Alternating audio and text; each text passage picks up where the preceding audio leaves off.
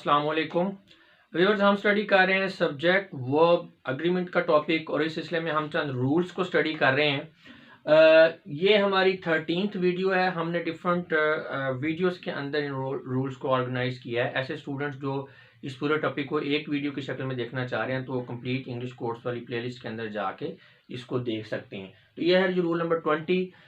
इसको अगर स्टडी करें तो a singular verb is used with words like much, little and less when they are used as nouns। जी, तो ये words आपने तीन याद कर लेने हैं, simply much, little and less.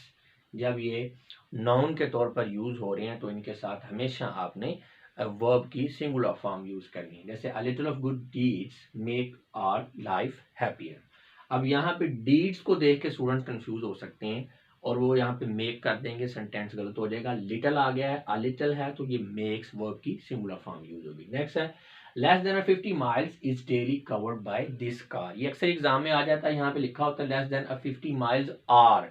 वो माइल्स को देख के स्टूडेंट कहते हैं ये ठीक है, लेकिन ये गलत है क्योंकि लेस का वर्ड यूज हुआ है पहले, तो लिहाजा वर्ब की फॉर्म होगी सिंगुलर यानी कि is. More than a month has pass since the result announce. यहाँ पे तो वैसे इतना परेशानी वाली बात नहीं है, क्लियर आपको नजर आ रहा है।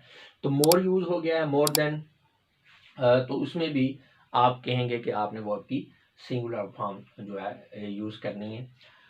क्योंकि यहाँ पे अ मंथ आ गया ना, a month, more than a month, तो थोड़ा सेंस में भी जाया करें। सेंस को समझ के आपने डिसाइड करना है कि वर्ब की कौन सी फॉर्म यूज करनी है।